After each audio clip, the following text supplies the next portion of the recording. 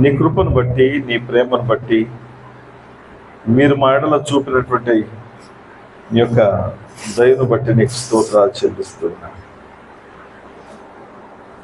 మేమైతే యోగ్యులము కాదు, మా పట్ల మీరు జరిగించినటువంటి క్రియల నిమిత్తమే నీకు స్తోత్రాలు చెల్లిస్తున్నా.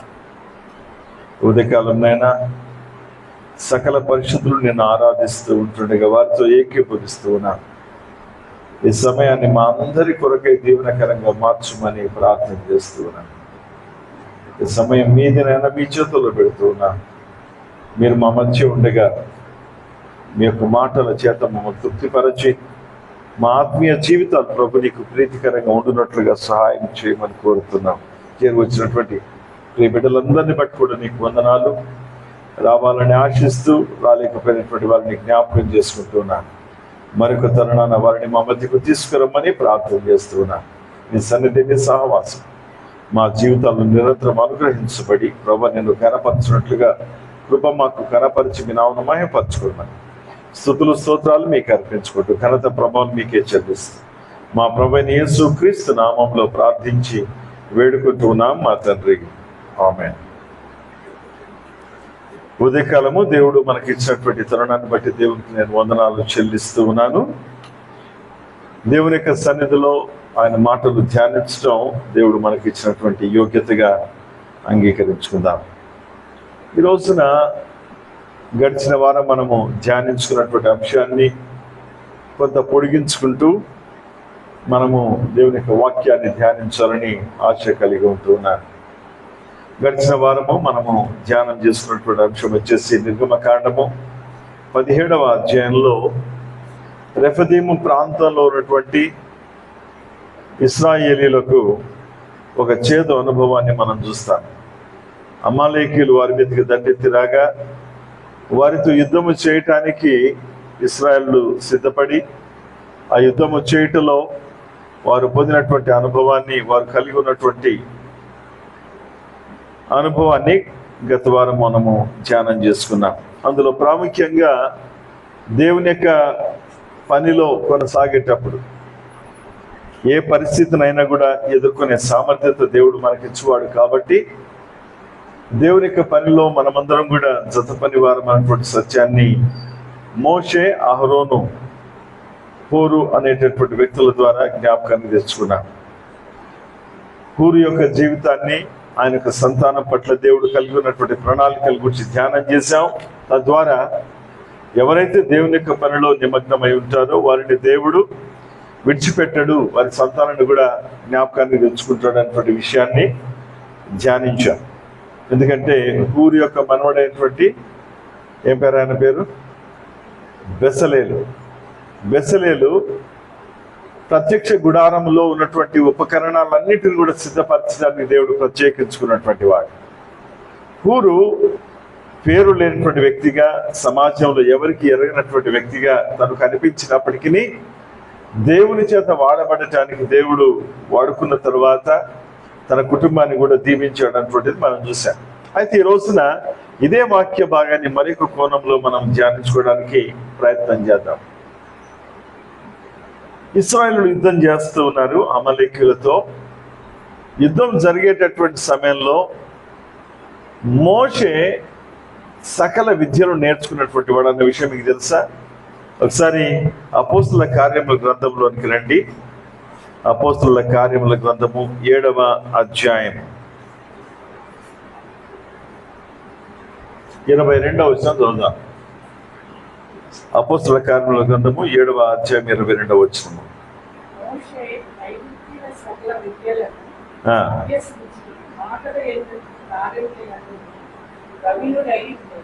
సకల విద్యలయందు ప్రవీణుడైనటువంటి వాడు.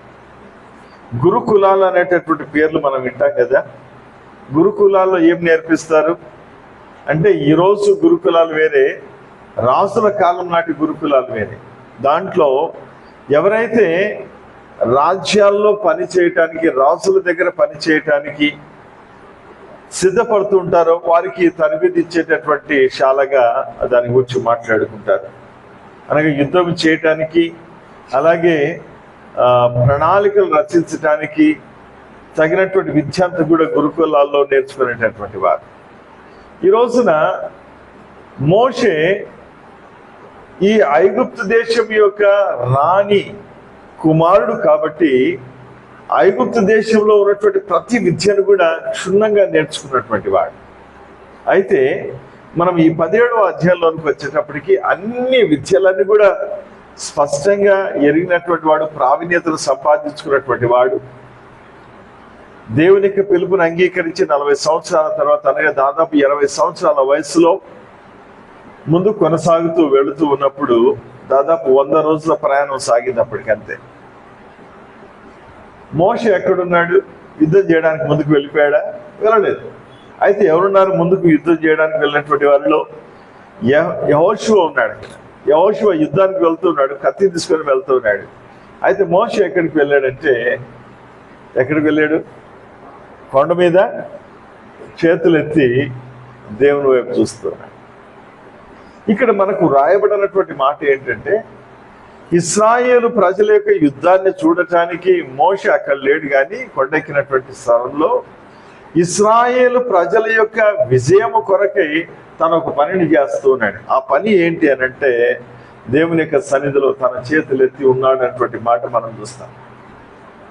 కాకపోతే వాస్తవం ఏమిటి అని అన్నప్పుడు లేఖన భాగాల్లో ఆ మాటలు వివరించబడలేదు. కానీ మోషే చేసినటువంటి పని ఏంటంటే, దేవుడు తనకు వాగ్దానం ఇచ్చాడు, నేను నీకు తోడుగా ఉంటానని. నువ్వు నడిపించిన చోటుకెల్లా వారిని తీసుకుని వెళ్తున్నప్పుడు నీకు ముందుగా నేను ఉంటాను, వెనక నేను ఉంటాను దేవుడు చెప్పాడు.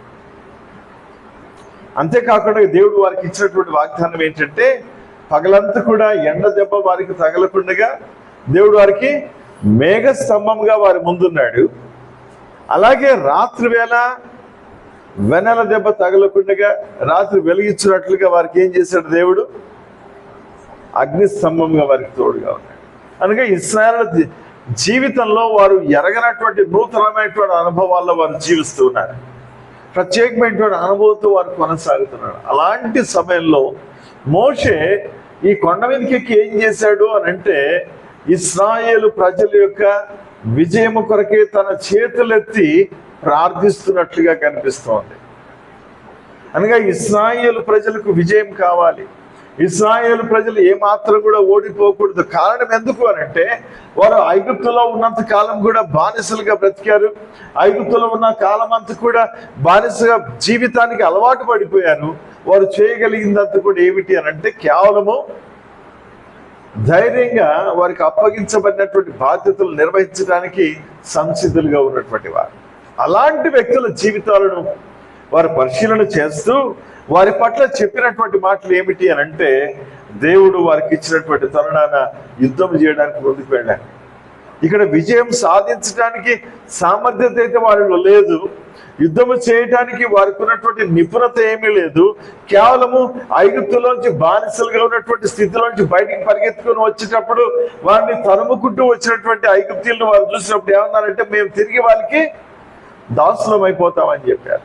కాబట్టి ప్రియ దేవుని బిడ్డలారా, ఎప్పుడైనా కూడా పరిస్థితులు తారుమారైనప్పుడు బానిస బ్రతికే క్షేమంగా ఉందన్నటువంటి భావనతో ఉన్నటువంటి ఇశ్రాయేలు జీవితంలో దేవుడు ఒక నూతన దృక్పథాన్ని తీసుకురావడానికి మోషేని వాడుకుంటున్నాడు.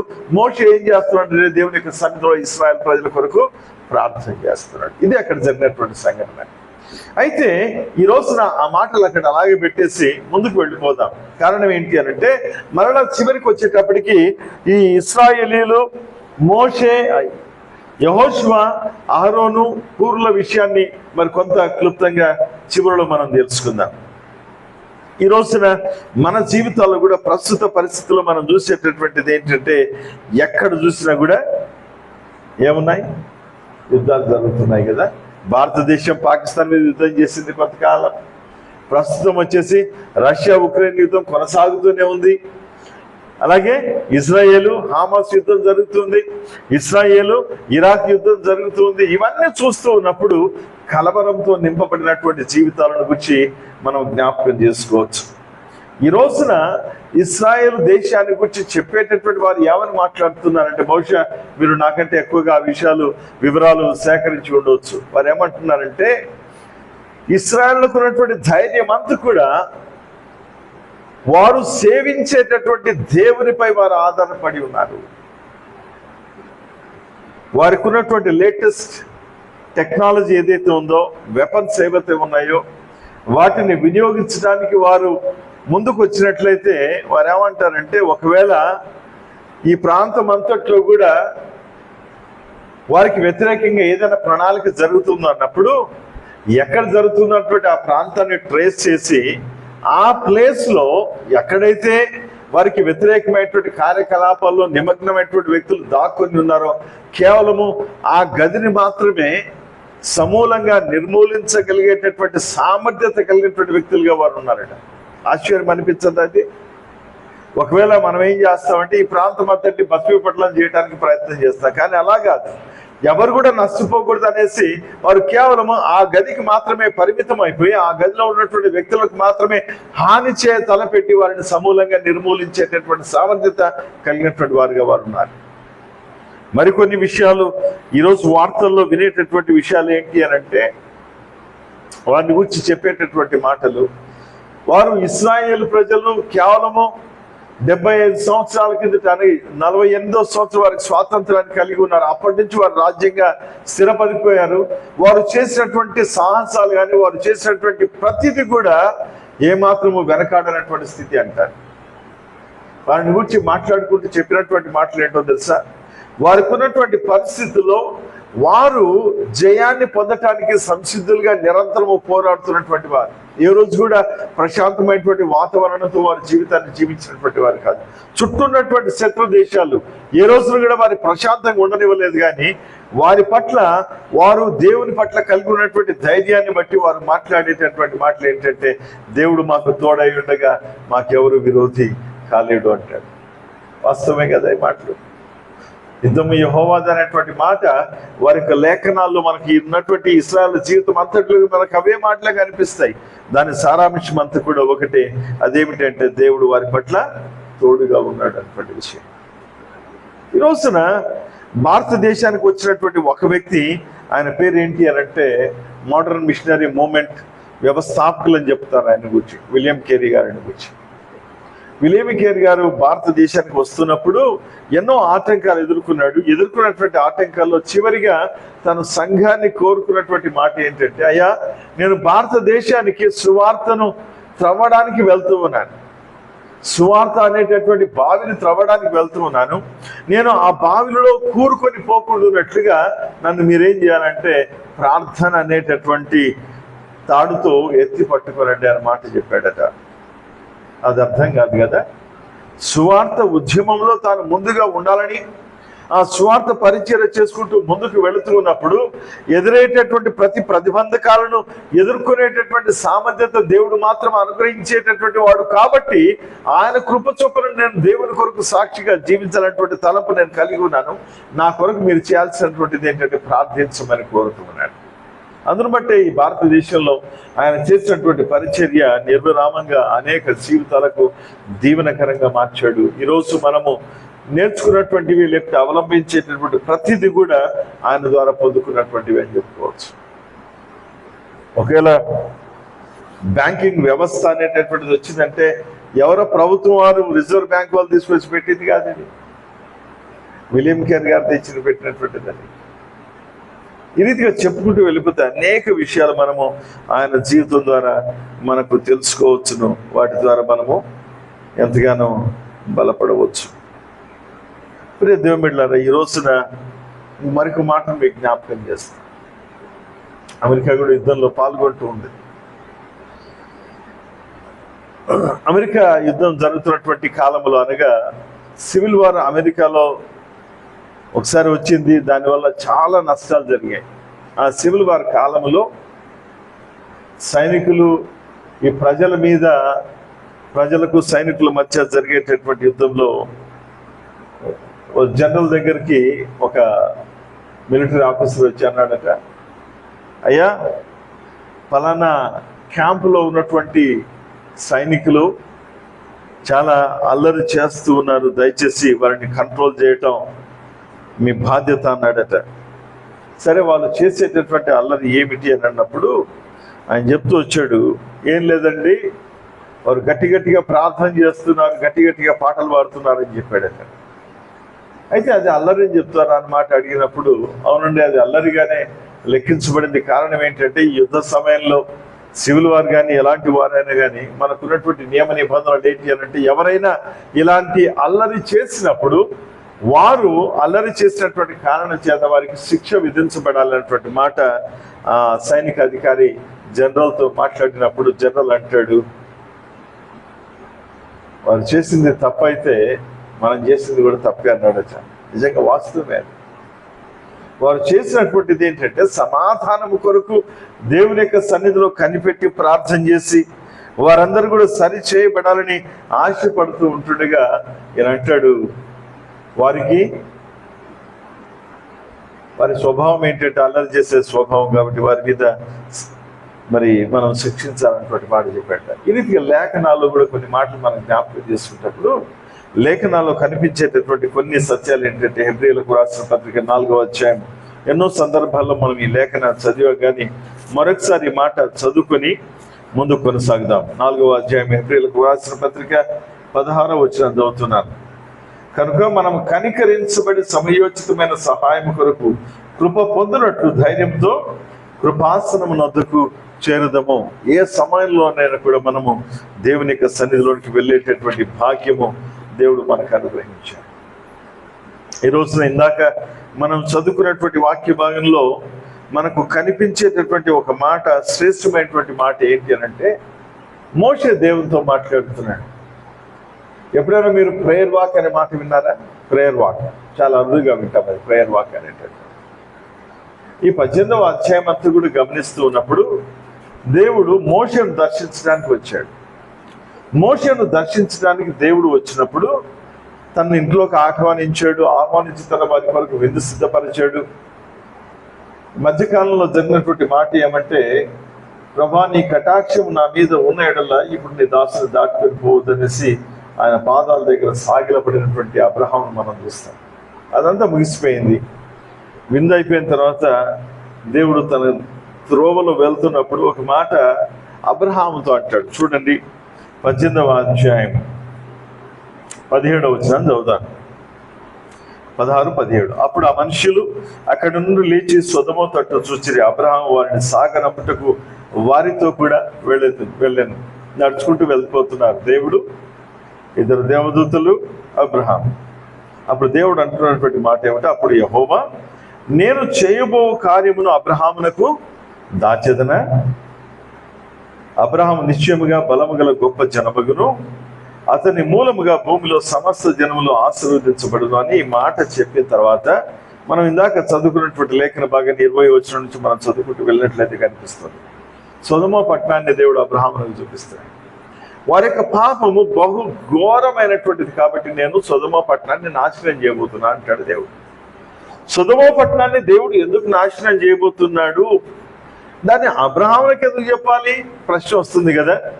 13వ అధ్యాయంలోకి మనం వచ్చినప్పుడు అబ్రహాం యొక్క పశువుల కాపురులకు అలాగే లోతు యొక్క పశువుల కాపురులకు మధ్య వైరం జరిగినప్పుడు వారు ఏమంటారంటే, లోతు అంటాడు మేము ఒకవైపు వెళ్ళిపోతాం, మీరు ఒకవైపు వెళ్ళండి అన్నప్పుడు, ఇది స్థలమంతా కూడా విస్తారంగా ఉంది, మొదట నీవు కోరుకో అంటే మనోడు ఏం చేస్తాడు? లోతు మొట్టమొదటిగా ఇక్కడ కనిపిస్తున్నటువంటి లేఖన భాగంలో 10వ వచనం చూడండి, 13, 10. లోతు తన కన్నులెత్తి యోర్దాను ప్రాంతం అంతటిని చూచెను. యెహోవా సొదొమ గొమొర్రా అనే పట్టణంలో నాశనం చేయక మునుపు సోయరుకు వచ్చు వరకు అదంతయు యెహోవా తోట వలె ఉండెను అన్నమాట. ఏదైనా తోటలాగా కనిపించినాడు. బాగుంది అనుకున్నాడు, వెళ్ళిపోయాడు. సస్యశ్యామలంగా ఉన్నటువంటి ప్రాంతం అది, అంత చక్కగా పంటలు పండేటటువంటి ప్రాంతం అది. కోరుకున్నాడు, వెళ్ళిపోయాడు. చివరికి ఏమైపోయిందంటే 14వ అధ్యాయంలోకి వచ్చేటప్పటికి మనకి ఇక్కడ ఒక ప్రత్యేకమైనటువంటి సంగతి కనిపిస్తుంది. సొదొమ పట్టణం మీద మిగతా 5 రాజ్యాల మీద శత్రువులు దండెత్తి వచ్చి వారి దగ్గర ఉన్నటువంటి వస్తు సామాగ్రులన్నీ కూడా దోచుకొని వెళ్ళినప్పుడు అబ్రహాము తన యొక్క జనాంగాన్ని తీసుకొని, అనగా తన దగ్గర ఉన్నటువంటి యోధులను తీసుకొని వెళ్ళి ఆ శత్రురాజులను ఓడించి అదంతా తీసుకొని వచ్చేసి మరలా ఈ సొదొమ రాజుకు అప్పగించేస్తాడు. సొదొమ రాజు ఏమంటాడంటే, అవన్నీ కూడా మాకేం అక్కర్లేదు, కానీ మాకు ఇచ్చినటువంటి విడుదలను బట్టి నీకు వందనాలని చెప్పిన తర్వాత ఇదిగో ఇదంతా కూడా నీవు తీసుకో అని చెప్పిన మాట మరి అబ్రహాముతో ఈ సొదొమ రాజు మాట్లాడినప్పుడు అబ్రహాం ఏమంటాడంటే, ఇది తీసుకొని నువ్వు నన్ను ధనవంతుని చేసావని నేను అనుకోవాలా, లేకుంటే ప్రజలు ఆ రీతిగా నిన్ను ఘనపరచాలన్నటువంటి మాట వారి మధ్య జరిగిన తర్వాత అబ్రహాం ఏం చేస్తాడంటే మెల్కీసెదెకు దగ్గరికి వెళ్ళి దశమభాగం అర్పించేస్తాడు. అని జరిగినటువంటి సంఘటన 14వ అధ్యాయం తర్వాత మీరు చదివితే చక్కగా అర్థమవుతుంది. అందును బట్టి అనగా ఈ సొదొమ గొమొర్రా పట్టణాల్లో ఉన్నటువంటి ప్రజలకు అబ్రహాం మేలు చేశాడు కాబట్టి ఆ ప్రాంతంలో తన అన్న కుమారుడైనటువంటి లోతు నివసిస్తున్నాడు. ఆయన కుటుంబానికి హాని కలగకూడదు అని అంటే ఖచ్చితంగా అబ్రహాముతో దేవుడు మాట్లాడితే ఏమంటాడంటే, నీకు ఆ పట్టణం మీద ప్రేమ ఉందేమో చెప్తూ ఉన్నాను చూడు, ఆ పట్టణాన్ని నేను నాశనం చేయబోతున్నాను అన్నమాట దేవుడు అన్నప్పుడు అబ్రహాము దేవుని మధ్య జరిగినటువంటి సంభాషణ ఏంటంటే ఇదే వారి ప్రేయర్ వాక్ అనమాట. వారిద్దరి మధ్య నడుచుకుంటూ వెళ్తున్నారు, మాట్లాడుతున్నారు. ఆ మాటల్లో జరిగినటువంటి సంభాషణ ఏంటంటే చివరిగా ఒకవేళ 10 మంది ఉంటే నేనేం చేస్తానంటే ఆ పట్టణాన్ని నాశనం కాకుండా చూస్తానన్నాడు. ఎవరు? బహురీతులుగా అపవిత్రమైనటువంటి జీవితాన్ని జీవిస్తున్నటువంటి ఈ సొదొమ పట్టణస్థుల స్థితి దేవుని యొక్క సన్నిధిలో ఎంతో ఘోరంగా కనిపించినప్పుడు దేవుడు అంటున్నటువంటి మాట, నేను వారిని నాశనం చేయాలనుకుంటా. చూడండి 23వ వచనంలో 18-23 ఆదికాండం 18వ అధ్యాయం 23వ వచనం. అప్పుడు అబ్రహాము సమీపించి ఇట్లనెను, దుష్టులతో కూడా నీతిమంతులను నాశనము చేయదు అన్న మాట దేవునితో మాట్లాడినప్పుడు 20వ వచనంలో కనిపిస్తుంది అక్కడ, వాటి పాపము బహు భారమే.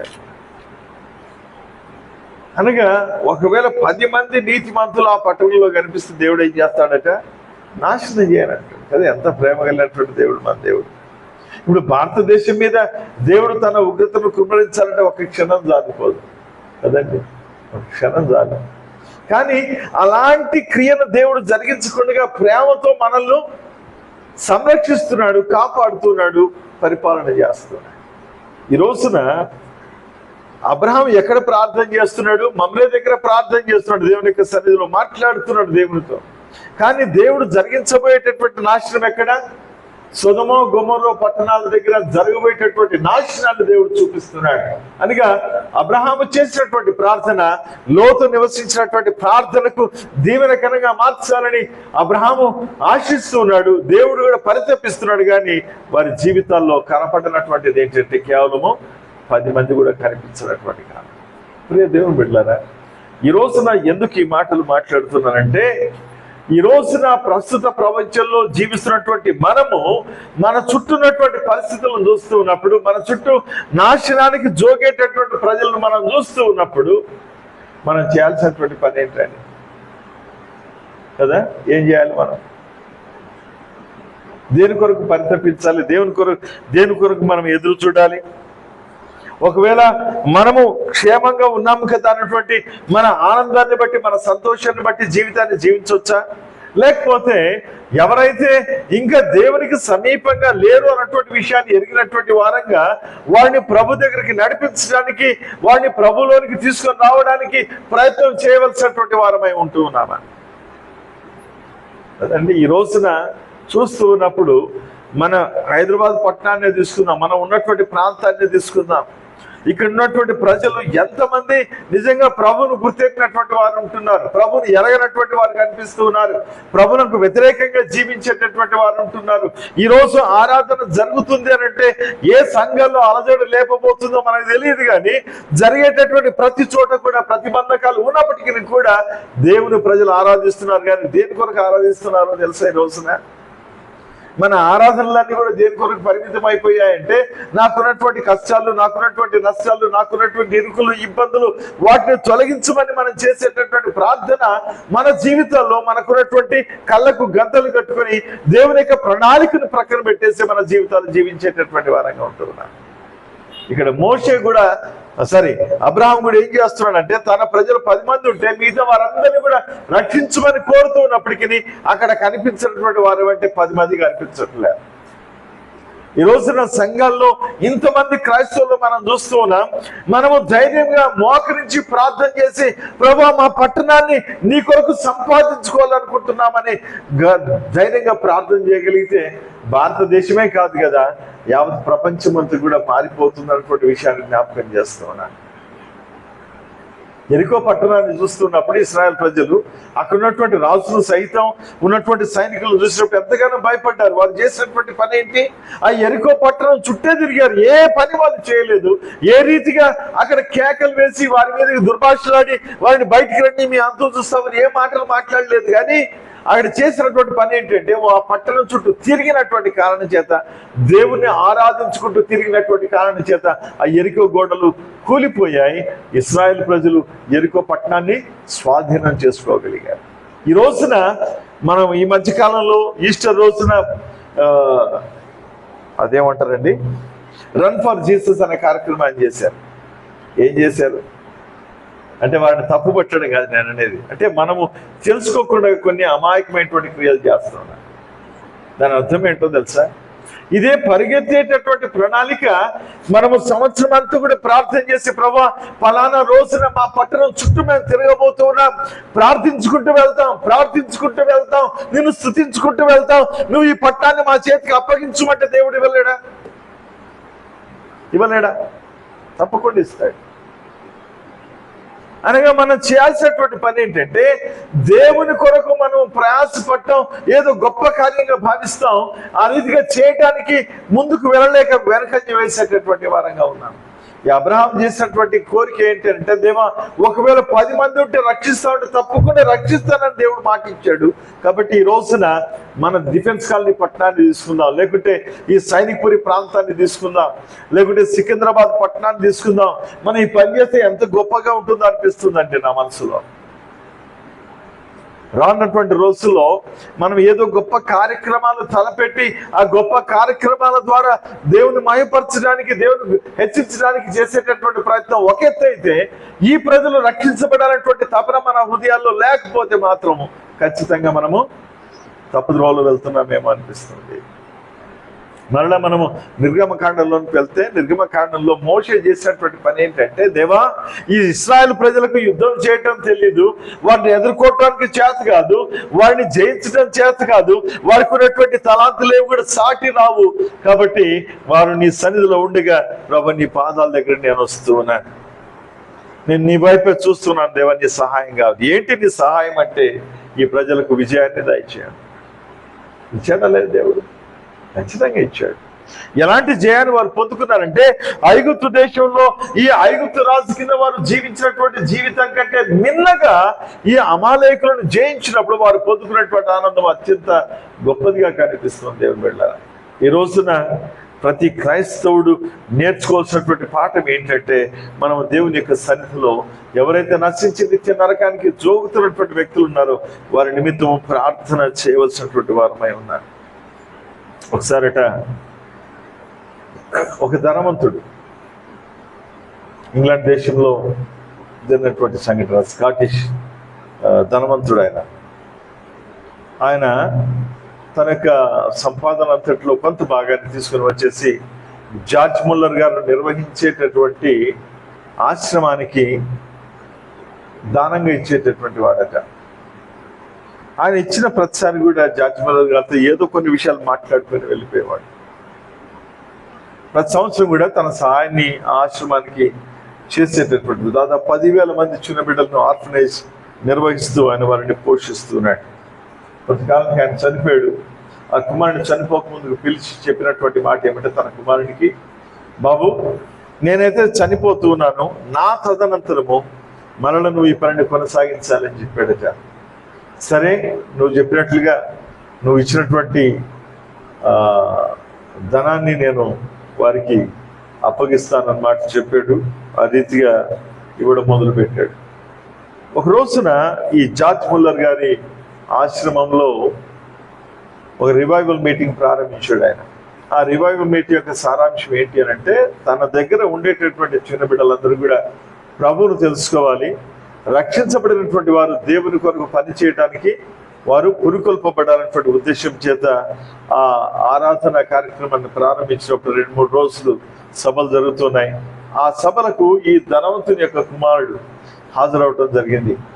హాజరైన తర్వాత ఒక రోజున దేవుని యొక్క వాక్యం చేత పట్టబడ్డాడు. ఆయన పట్టబడినప్పుడు తన జీవితంలో ఏమనుకున్నాడంటే, నేను ఇక్కడ రక్షించబడ్డాను కాబట్టి మొట్టమొదటిగా నా సాక్ష్యాన్ని ఇక్కడ వినిపించాలని చెప్పి ఆ యొక్క సభల్లో చివరి రోజున ముందుకు వచ్చేసి ఆయన తన సాక్ష్యం చెప్పడం మొదలుపెట్టాడు. ఇలాగ నేను జీవించాను, నా జీవితం ఇలాంటిది, నా యొక్క కార్యాలు ఇలాంటివి అనేసి అన్నీ చెప్తూ ఆయన సాక్ష్యం ముగించిన తర్వాత అక్కడ ఉన్నటువంటి యవనస్తులు, అక్కడ ఉన్నటువంటి చిన్నపిల్లలు ఏమన్నారో తెలుసా? ఆశ్చర్యపరిచింది. 38 సంవత్సరాలు నీ కొరకు మేము ప్రార్థన చేశాం, 38 long years we prayed for you అన్నారట. నిజంగా కదండి, ఒకరోజు ప్రార్థనతో మనం అంత సంపాదించుకోలేము, కానీ ఒకరోజు ప్రార్థన ద్వారా ఏదో గొప్ప కార్యాలు దేవుడు మన జీవితంలో చేస్తాడని మనము ఆశించలేం. కానీ మనం చేసేటటువంటి ప్రతి ప్రార్థన యొక్క సారాంశం ఏంటి అని అంటే, ఒక రోజు రానే ఉంది, ఆ రోజున తప్పకుండా వారు విమోచించబడతారు, రక్షించబడతారు. ఈ రోజున క్రైస్తవంగా మనం చేయాల్సినటువంటి పని ఏంటంటే, మనం దేవుని యొక్క సన్నిధిలో ప్రతిసారి కూడుకున్నప్పుడు మనం నేర్చుకోవాల్సినటువంటి పాఠం ఇదే. అదేమిటి అంటే, దేవుని యొక్క వాక్యం కొరకు మనం సిద్ధపడటం మాత్రమే కాకుండా, దేవుని యొక్క వాక్యంలో ఎదగటం మాత్రమే కాకుండా, నశిస్తున్నటువంటి వారి కొరకై మనం నిరంతరము ప్రార్థన చేయవలసినటువంటి వారమై ఉన్నాం. వారు ఎంతమంది అయినా కానీ, ఎంతకాలమైనా కానీ, ఎన్ని రోజులైనా కానీ, ఎన్ని సంవత్సరాలైనా కానీ మనం పట్టువిడకు ప్రార్థన చేసినప్పుడు దేవుడు ఖచ్చితంగా వాడిని తన యొక్క సన్నిధిలోనికి నడిపించుకున్న వాడిగా ఉంటాడు. ఒకసారి ఒక సేవకుడు ఒక స్పెషల్ మీటింగ్స్లో వాక్యం అందిస్తున్నాడు. ఆయన చెప్పినటువంటి వాక్యం ఏంటంటే, మత్తయి సువార్త 18వ అధ్యాయము 19వ వచనం. అది మూలాంశంగా పెట్టుకొని వాక్యం అందిస్తున్నాడు. 2 రోజులు గడిచిపోయి, 3వ రోజు గడిచిపోయింది, చివరిగా 5వ రోజు వచ్చేసింది. ఆ రోజున మొదటి రోజు ఒక పిల్లవాడు ఆయన దగ్గరకు వచ్చి, నేను ఈ వాక్యాన్ని అంగీకరిస్తూ ఉన్నాను, ఈ వాక్య ప్రకారంగా నేను కూడా నీతో పాటు సహకరించాలని అనుకున్నాను అన్నమాట చెప్పాడట. ఆ సేవకునికి అర్థం కాలేదు ఆ చిన్న పిల్లవాడు చెప్పినటువంటి మాట. సరే, 5వ రోజున ఆ పిల్లవాడు చేసినటువంటి పని ఏంటంటే, తనతో పాటు ఒక 2 వ్యక్తులు తీసుకొని వచ్చాడట. తీసుకొని వచ్చేసి అందరి ముందు నిలవబెట్టేసి ఆ 2 వ్యక్తులు సాక్ష్యం చెప్పమని అడిగాడు. ఆ 2 సాక్ష్యం చెప్తున్నారు. సాక్ష్యం చెప్పిన తర్వాత సాక్ష్యం యొక్క సారాంశం ఏంటి అని అంటే, ఆ పిల్లవాని యొక్క తల్లి తండ్రి వారు చెప్పకముందు ఈ పిల్లడు ముందుకు వచ్చేసి అన్నాడు. ఆ రోజున దైవ సేవకులు ఏమన్నారంటే, మత్తయి సువార్త 18వ అధ్యాయం 19వ వచనంలో వ్రాయబడినటువంటి వాక్యం ఒకసారి చదువుతారా ఇప్పుడు?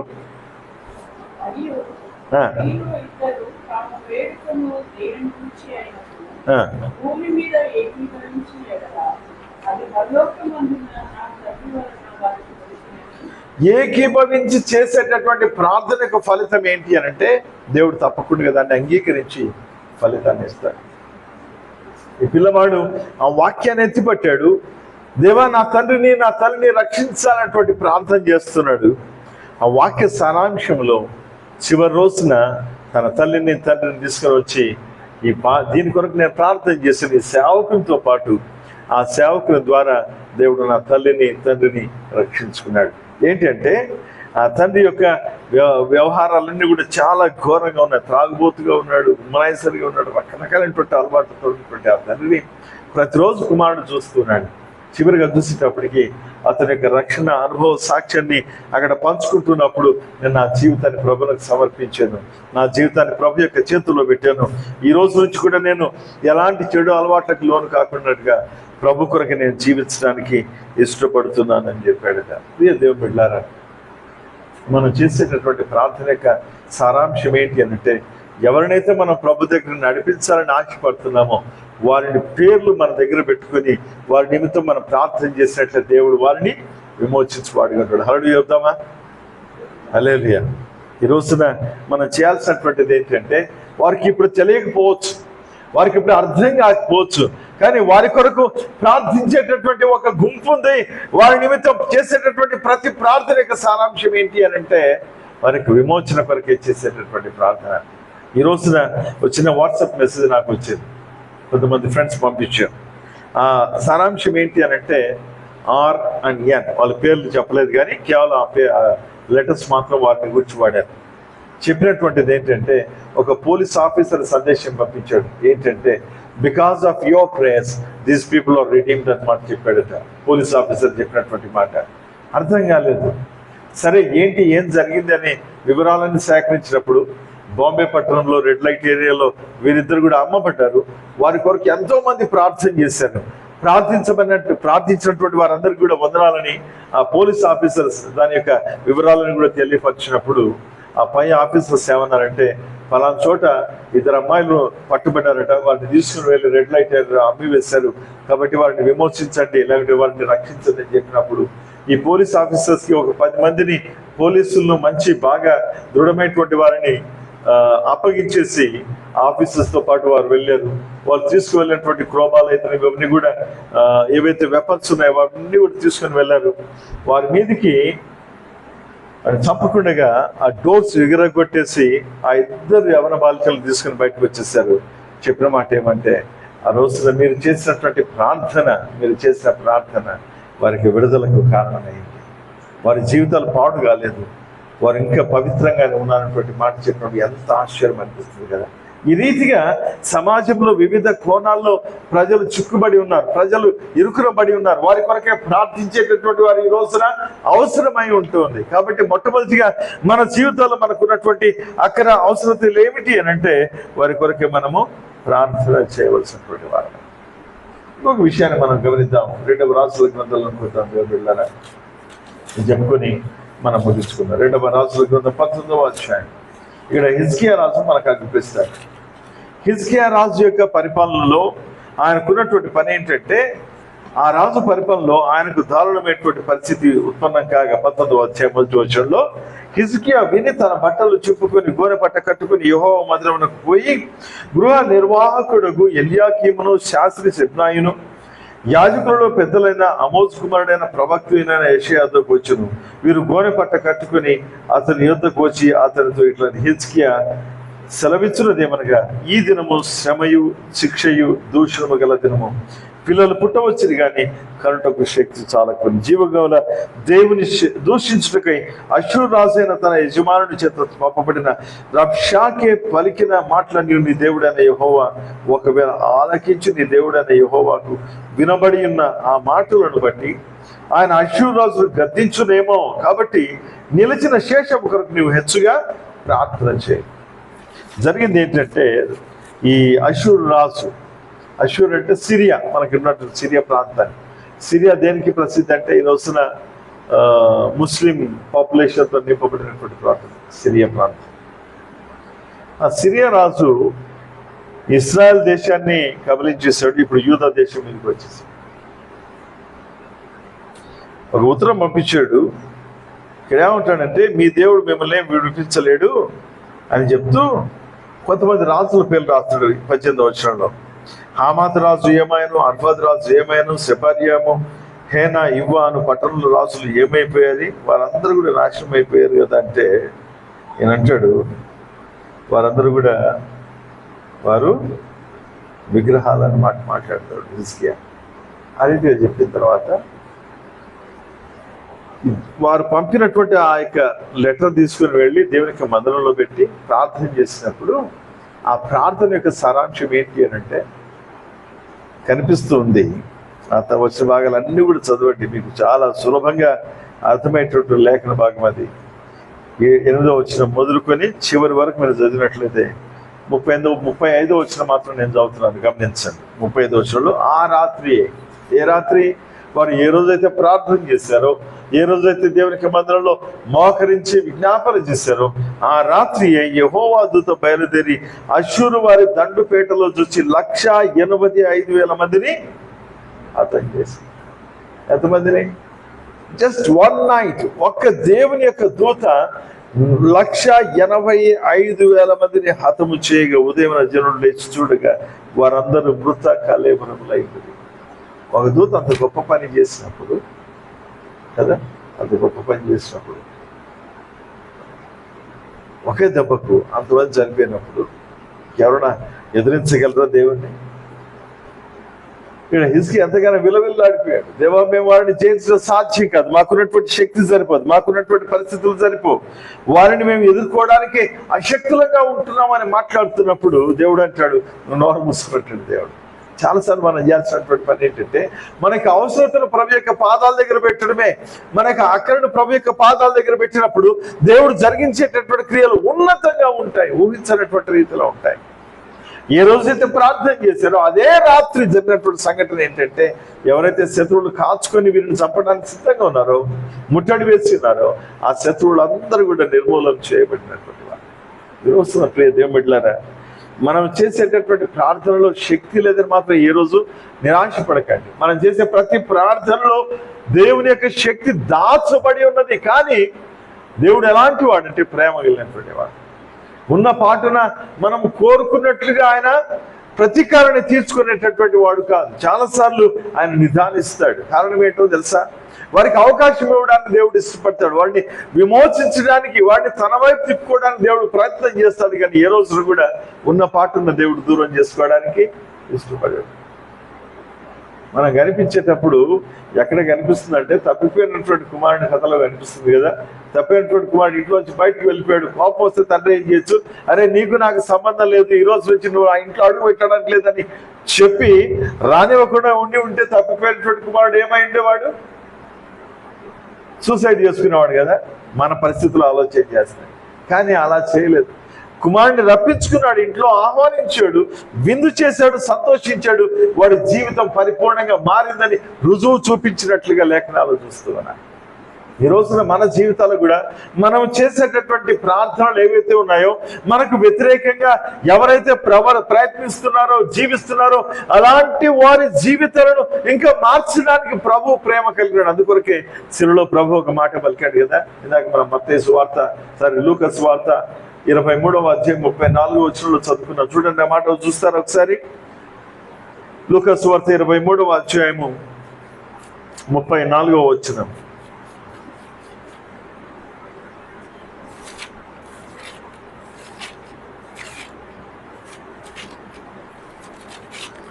ఏమని చెప్పబడింది అక్కడ? తండ్రి కదా, యేసు తండ్రి వీరేమి చేయుచున్నారో వీరు ఎరుగరు కనుక వీరిని క్షమించు. ఆయన కూడా ఏం చేస్తున్నాడు? క్షమాపణ ప్రార్థన ఆయన కూడా చేస్తున్నాడు. ఎవరి కొరకు చేస్తున్నాడు? ఎవరైతే ఇంకా పాపంలో జీవిస్తున్నారో, ఎవరైతే ఇంకా తెలియనటువంటి స్థితిలో వారి జీవితాలు జీవిస్తున్నారో, వాడిని విమోచించడానికి ఆయన ప్రయత్నం చేస్తారు. అందుకొరకు అంటాడు కదా, యోహాను సువార్త 19వ అధ్యాయం 30వ వచనంలో, సమాప్తమైనది. ఇవన్నీ కూడా శిలువలో పలికినటువంటి మాటలే జ్ఞాపకం తెచ్చుకుంటున్నమాట. ఆయన చేసినటువంటి ప్రార్థన, ఆయన తద్వారా ఆయన చెప్పినటువంటి సత్యం ఏంటంటే, ఆ కార్యాన్ని సంపూర్తి చేశాడు. కాబట్టి ఈ రోజున ఆయన దేని కొరకు ఎదురు చూస్తున్నాడంటే, మనం చేసినటువంటి ప్రార్థన వైపు ఆయన కన్నులు తెరిచి చూస్తున్నాడు. ప్రియ దేవుని బిడ్డలారా, ఈ రోజున మనం ఈ మాటలు దేవుని యొక్క సన్నిధిలో జ్ఞాపకాన్ని తెచ్చుకుంటున్నప్పుడు, ప్రభు వైపు మనం చూస్తున్నప్పుడు, మన జీవితంలో దేవుడు జరిగించేటటువంటి ఒక క్రియను మాత్రము మనం చూసాం. అదేంటంటే, మనం ప్రార్థిస్తే దేవుడు మన మాటలు వినేటటువంటి వాడుగా ఉంటాడు. చిన్న ఉదాహరణ చెప్పి నేను ముగించేస్తాను. ఒకసారి సైన్యంలో, అంటే ఇది ఈరోజు యుద్ధాలు జరుగుతున్నాయి కాబట్టి అన్ని సైన్యానికి వచ్చేటువంటి ఉదాహరణ నేను ఎన్నిక చేసుకున్నాను. సైన్యంలో శత్రువుల మీద విజయాన్ని సాధిస్తూ ఉన్నటువంటి దేశం అది. ఏమన్నారంటే, వారి సైనికులు పిలిచి, ఒక్కొక్క సైనికులు పిలిచి, అయ్యా మన దేశ ఈ ఫ్లాగ్ తీసుకుని వెళ్ళి ఆ పర్వతం మీద నువ్వు పాతినట్లయితే మనము జయించామని శత్రువులు తెలుసుకొని వెనుదిరిగి పారిపోతారు, ఆ పని చేయమంటే ఒక యవనస్తుడు దాన్ని జెండా తీసుకున్నాడు. అంటే సైనికుడు తీసుకున్నాడు, పరిగెత్తుకుని వెళ్తున్నాడు. ఈ మధ్యలో ఆ వెళ్తున్నటువంటి సమయంలోనే ఒకడు వచ్చి తనను షూట్ చేశాడు, చంపేశాడు, కింద పడిపోయాడు. మరలా ఇంకొక యవనస్తుని పిలిచాడు, ఇంకొక సైనికుని పిలిచాడు, అయ్యా నువ్వు చేస్తావంటే వెళ్తానన్నాడు. ఎందుకంటే వాళ్ళు అధికారులు ఇచ్చినటువంటి మాట ఏమాత్రం వెనకాడటానికి వీలు లేదు కాబట్టి ముందుకు పరిగెడుతున్నాడు. రెండో వ్యక్తి కూడా అలాగే షూట్ చేసినప్పుడు చనిపోయాడు. అయితే మూడవ యవనస్తుడు ముందుకు వచ్చాడు, తనకు తానుగా వాలంటీర్గా వచ్చాడు, అయ్యా నేను ఫలానా సమయంలో మాత్రం నేను ముందుకు వెళ్తానన్నాడు. ఇదేంటి? ఫలానా సమయంలో ముందుకు వెళ్ళడం ఏంటి? ఇప్పుడు అవసరమైంది కదా నువ్వు ముందుకు వెళ్ళి ఆ జెండాను తీసుకుని వెళ్ళి ఆ కొండ మీద లేకపోతే ఆ పర్వతం మీద ఎత్తి పాతినట్లయితే వారికి తెలుస్తుంది శత్రువులకు మనం జయించామన్నటువంటి విషయం అన్నప్పుడు అని అంటాడు, ఒక్క 10 నిమిషాల సమయం ఏంటి, నేను వెళ్తానన్నాడు. సరే, ఆ తర్వాత 10 నిమిషాల తర్వాత వెళ్ళే జెండాను పాతాడు, మళ్ళీ తిరిగి వచ్చేసాడు. ఆ యొక్క ఆఫీసర్ అడుగుతున్నాడు, ఏంటి ఎందుకు 10 నిమిషాలు ఆగావు అని అంటాడు, అయ్యా ఆ సమయంలో నా తల్లి నాకు ఒక వాగ్దానం ఇచ్చింది, నా క్షేమం కొరకు నేను ప్రతిరోజు ఆ సమయంలో నీ కొరకు ప్రార్థన చేస్తానని చెప్పింది. కాబట్టి నేనేం చేస్తున్నానంటే, మా తల్లి ఎప్పుడైతే మోకరించి ప్రార్థన చేయడం ప్రారంభిస్తుందో ఆ రోజున ఆ సమయంలో నేను ముందుకు వెళ్ళినప్పుడు ప్రతిదీ కూడా నా జీవితంలో జయమే కలుగుతుంది. కాబట్టి అంతవరకు ఆగాను, అంతేగాని వేరే నాలో ఏమీ లేదు. నిజంగా దేవుని బిడ్డలారా, ప్రార్థన యొక్క శక్తి ఎంత గొప్పది అంటే మనకు తెలియదు. కానీ చాలాసార్లు మనం అనేకులను అడుగుతుంటాం ప్రార్థించమని, కానీ మనముగా దేవుని యొక్క సన్నిధిలో చేయవలసినటువంటి ప్రార్థన ఎంతో ఉంది అన్నటువంటిది ప్రభు మనకు బోధిస్తున్నాడు. ఈ రోజున నేను చేయాల్సినటువంటి పని ఏంటంటే, మన కొరకు ప్రార్థించుకోవటం, మన కొరకు ప్రయాసపడటం కాదు ప్రభు కోరుకునేటటువంటిది. ఎవరైతే ఇంకా ప్రభుని ఎరగనటువంటి వారు ఉన్నారో వారి కొరకు మనం చేసేటటువంటి ప్రార్థన వారి జీవితంలో రక్షణ కార్యాలు జరిగించడం మాత్రమే కాకుండా, వారి యొక్క జీవితాలు దేవుని కొరకు పట్టుబట్టడం మాత్రమే కాకుండా మనకు దానిని దీవెనకరంగా మార్చువాడే ఉన్నాడు మన దేవుడు. మనల్ని విడిచిపెట్టేవాడు కాదు, మనల్ని తృణీకరించేవాడు కాదు. మన జీవితాలను ఏదో వ్యర్థంగా ఈ లోకాన్ని విడిచిపెట్టి మనల్ని ఆయా రీతులుగా నష్టపరిచేటటువంటి వాడు కాదు మన దేవుడు. మనం చేసేటటువంటి ప్రతి ప్రార్థన యొక్క ఫలితం ఏంటి అంటే, అనేకుల రక్షణ కొరకు మనం చేయాల్సినటువంటి పని, ఆ కార్యాన్ని జరిగించినప్పుడు దేవుడు గొప్ప కార్యాలు చేస్తాడు. ఈ ఉదయకాలం ఈ మాట నేర్చుకుందామా? ఈ సంవత్సరం మన జీవితాల్లో ఈ నూతన కార్యాన్ని మనం ప్రారంభించుకున్నాం. గత సంవత్సరం అంతా కూడా గడిచిపోయింది, 2వ సంవత్సరంలో మనం ప్రవేశించాం. ఈ 2వ సంవత్సరం అంతా కూడా మనం చేయాల్సినటువంటి పని ఏంటంటే, ఇంకా ఎవరైతే రక్షించబడినటువంటి వారు ఉన్నారో వారి పేరును పెట్టుకొని మన ఇళ్లలో మనం ప్రార్థన చేద్దాం. చాలాసార్లు నాకు కలిగినటువంటి ఆలోచన ఏంటి అని అంటే, బహుశా ఇది సాధ్యమైతే చేయడానికి ప్రయత్నం చేద్దాం. ఒక సెలవు రోజు తీసుకొని వాహనాలు కూర్చొని ఇలాగే డిఫెన్స్ కాలనీ పట్టణం అంటే ఈ ప్రాంతం అంతా కూడా తిరిగి 1గా 2 సార్లుగా అనేక సార్లు తిరిగి కేవలం ఏం లేదు, ఎవరి దగ్గరికి వెళ్ళేది లేదు, ఎవరికి మనం వాక్యం చెప్పక్కర్లేదు, కేవలం ప్రార్థన చేసుకుంటే ఇలా తిరిగినట్లయితే దేవుడు వారిని విమోచించలేడా? వారికి ఉన్నటువంటి బంధకాల నుంచి వారికి రక్షణ కలిగజేయలేడా? ఇశ్రాయేల్ ప్రజలు చేసినటువంటి పనే అదే. యెరికో పట్టణం చుట్టూ తిరిగారు. ఏం చేశారంటే దేవుడు స్తుతించుకుంటూ తిరిగారు. దేవుడు వారికి విజయాన్ని ఇచ్చేసాడు. ఆ పట్టణం అంతా వారి చేతుల్లో అప్పగించేశాడు. ఆ పట్టణం అంతా కూడా వారి చేతుల్లో పెట్టిన తర్వాత ఇదిగో విజయం అనే మాట దేవుడు వారికి చూపించినప్పుడు ఎంతో సంతోషించారు. 6వ అధ్యాయం యెహోషువ గ్రంథంలో 6వ అధ్యాయంలో కనిపిస్తుంది. ఈ రోజున మన జీవితాలు కూడా మనం చేయాల్సినటువంటి పని ఏంటంటే, ఈ డిఫెన్స్ కాలనీ పట్టణ ప్రాంతాన్ని దేవుని కొరకు సంపాదించుకుందామా? సైనికుడి ప్రాంతాన్ని దేవుని కొరకు సంపాదించుకుందామా? అనగా ఈ నేరమెట్ నుంచి మనం కాప్రా వరకు తిరుగుదామా? ప్రార్థనలో తప్పకుండా చేద్దామా పని? ప్రభు చిత్తం మీద రానున్నటువంటి రోజుల్లో మొట్టమొదటి కార్యంగా ఆ కార్యాన్ని జరిగించుకుని ఒక సెలవు రోజున, అందరికి వీలైనటువంటి రోజున ఉదయం మొదలుకొని సాయంత్రం వరకు తిరిగి ప్రార్థన చేద్దాం. దాని ప్రణాళికలు ఆలోచన చేయండి. ప్రభు చిత్తం మీద ఆ కార్యం చేయడానికి పరిశుద్ధాత్మ దేవుడు మనకు తన కృపనిచ్చి నడిపించును గాక. ప్రార్థన చేసుకుందాం, ప్రభు చూద్దాం. ఈ సమయాన దేవుడు మనకి ఇచ్చినటువంటి తరుణం ఏంటి అన్నట్టు, మోషే చేసినటువంటి పని ఇశ్రాయేల్ ప్రజల విజయం కొరకే దేవుని యొక్క సన్నిధిలో తన చేతులెత్తి ప్రార్థించడం మాత్రమే కాకుండా వారికి విమోచన కలగటానికి మోషే ఎంతగానో పరితపించాడు.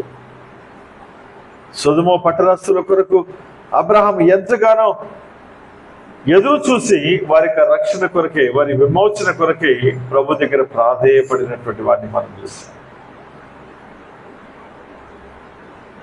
ఈ రీతిగా లేఖనాల్లో మనం చూస్తే హిజ్కియా రాజు కూడా ఏమీ చేత కాదని ప్రభు చూసినప్పుడు ప్రభు ఇచ్చినటువంటి సహాయము శత్రురాజును సమూలంగా నిర్మూలన చేయటం. ఈ రోజున ప్రియ దేవుని బిడ్డలారా, ఆ పవిత్రాత్ముడు ఎంతగానో బలమైనటువంటి రీతిలో పని చేస్తున్నప్పుడు వాడు ఓడిపోయినటువంటి అపవాద అన్న విషయాన్ని ఎరిగినటువంటి వారని మనం భయపడుతున్నాం. వాని యొక్క క్రియలకు మనం జడిచిపోతూ ఉన్నాం. అలా కాకుండా ప్రభు కొరకు నిలవడానికి మనం ఇష్టపడితే దేవుడు మనల్ని వాడుకుంటాడు. మన జీవితాలను ఆయన మహిమ కొరకు నిలుపుకోవాలని దేవుడు ఇష్టపడతాడు. ఈ రోజున ప్రియ దేవుని బిడ్డలారా, సమయం కొద్దిగా ఉందని ఎరిగి వాడు ఎంతగానో ఉద్రేక పడుతున్నాడు, ఎంతగానో పని చేయడానికి కూరుకుంటున్నాడు. కానీ మనం చేయాల్సినటువంటి పని ఏంటంటే, మన ప్రభు సిలువలో వారిని యొక్క తలను చితగదొక్కినటువంటి వాడు, జయాన్ని సాధించినటువంటి వాడు. ఆయన మనతో ఉండగా మనకు విరోధి ఎవడు లేనటువంటి విశ్వాసంతో ముందుకు కొనసాగినప్పుడు మనం పొందుకునేటటువంటి విజయానికి తార్కాణం ఏంటో తెలుసా? అనేకులు ప్రభు యొక్క రక్షణ కార్యాన్ని జీవితంలో అనుభవించి ప్రభు యొక్క సన్నిధిలోకి ఆ రక్షణ అనుభవంతో వచ్చి ఆయన కొరకు సాక్షులుగా జీవిస్తారు. జార్జ్ ముల్లర్ గారు 35 సంవత్సరాలు ఒక్క వ్యక్తి కొరకు ప్రార్థన చేయగా దేవుడు ఆయన విమోచించినట్లుగా మనం ఎంతగా ప్రార్థన చేస్తే అంతగా అనేకులు ప్రభు యొక్క సన్నిధిలోకి వస్తారు. అట్టి వారి నిమిత్తమే మనము మన వ్యక్తిగత దిన ప్రార్థనలో కనిపెడదాం.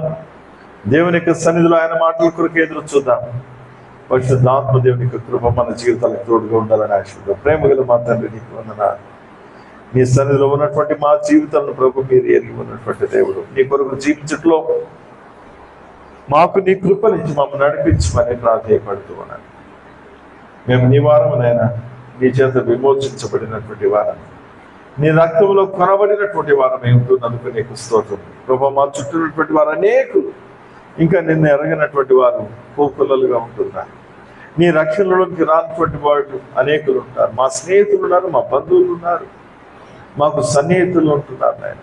అయితే ప్రభు, ఈ రోజున మా ప్రార్థన ఒకటే, రక్షించబడినటువంటి వారి కొరకే మేము ప్రయాసపడాలని ఆశిస్తున్నాం. అతి కృపలో మమ్మల్ని వాడుకునండి దేవా. నీ కొరకు ఫలభరితంగా మా జీవితంలో ఉంచుకోమని ప్రార్థిస్తున్నాం. నీకు స్తోత్రాలు. మమ్మల్ని మేము నీకు అర్పించుకోండి, నీ పాదాల దగ్గర పరిపూర్ణంగా సమర్పించుకోండి.